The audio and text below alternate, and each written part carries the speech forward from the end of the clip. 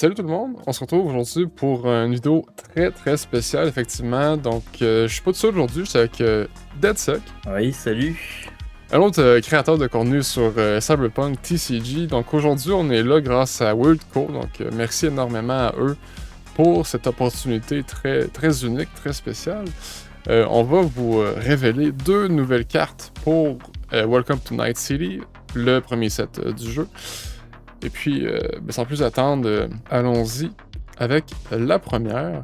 Donc, on a ici Animals Wrecker, une grosse unité en rouge qui coûte 6 Elises, demande 3 de RAM, donc c'est pas une carte qui est flexible non plus. C'est le premier Animal, c'est un Gengar également, mais des Gengars on en connaît déjà plusieurs. C'est par contre, comme j'ai dit, le premier Animal qui est reveal pour le jeu. C'est donc une commune qui a 10 de puissance. Si on regarde actuellement dans la librairie, la seule carte qui a 10 de puissance, ben, c'est Placide en bleu. Mais Placide coûte 8, donc c'est 2 tours plus tard. Certes, c'est une carte vanilla sans effet, mais mon avis, c'est que tout bon jeu de cartes doit avoir ces cartes de ce genre-là. Puis 6 de puissance, pour rappel, c'est tour 3. Parce qu'on commence avec potentiellement 4 ressources. Donc les 3 légendes plus une carte vendue au premier tour. 2 tours plus tard, on va être rendu à 6 Elise. Donc on peut dropper une grosse unité à 10 de puissance dès le troisième tour. Donc ça veut dire qu'au tour 4, potentiellement voler 2 gigs.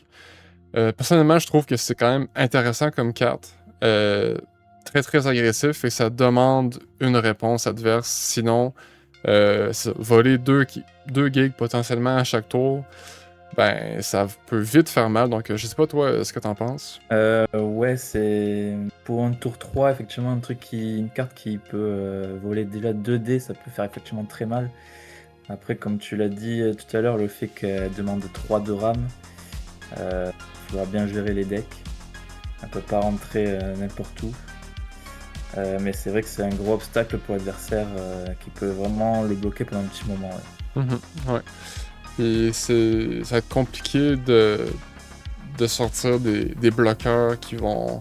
Certes, on a des légendes Go Solo, bloqueurs, des trucs qui sont assez gros, mais des plus petits bloqueurs, de leur donner de la puissance assez élevée pour bloquer ce genre d'unité-là, ben c'est vraiment pas facile. Donc non, je pense que c'est une carte quand même intéressante.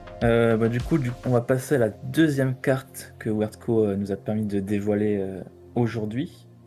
Et donc, c'est Rocker Boy, qui est une unité jaune qui demande une de RAM cette fois, donc elle sera beaucoup plus flexible. Une seule carte légende jaune dans le deck suffira pour pouvoir la jouer. Et elle a un coût de 5 pour 8 de puissance, avec le tag Rocker. Et pareil, c'est une carte commune faite par illustratrice Adja. Ouais, Moi, très beau dessin. ouais, j'aime beaucoup les couleurs utilisées.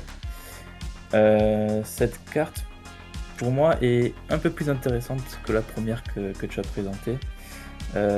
Parce qu'elle a une puissance de 8, un coût de 5, c'est-à-dire qu'on peut déjà jouer techniquement au tour 2. Et à l'effigie de certaines cartes qu'il y avait déjà dans l'alpha deck, je sais plus les noms, mais je crois Minotaur ou les cartes comme ça, c'est des cartes qui dès le début de la partie peuvent poser beaucoup de problèmes à l'adversaire, parce que c'est des grosses cartes, et surtout dans un deck jaune qui joue pas mal également avec les gears, que ce soit la recherche de gears dans le deck, ou même je pense à la carte Legend River Ward, qui permet de jouer des gears d'un certain coup gratuitement. Donc c'est une carte qui, tour 2, peut très vite monter même au-dessus des 10 de puissance, et donc faire pareil un très mal ou mettre un gros coup de pression à l'adversaire. Donc c'est pour ça que je la trouve un petit peu plus intéressante que la première carte, parce qu'elle peut être très puissante mais jouer plus rapidement que la première.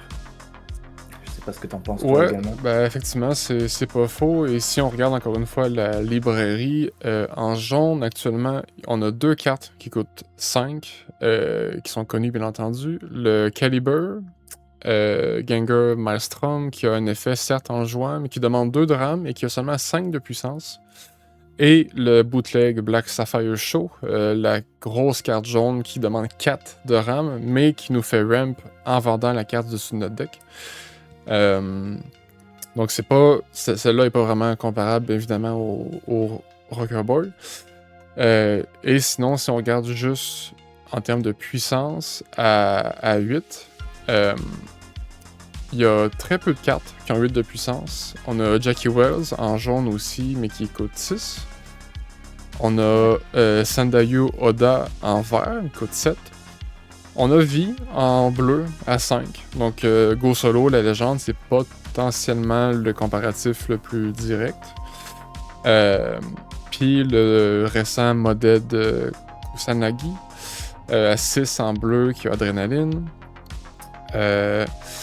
Donc voilà, c'est assez unique finalement comme unité, effectivement.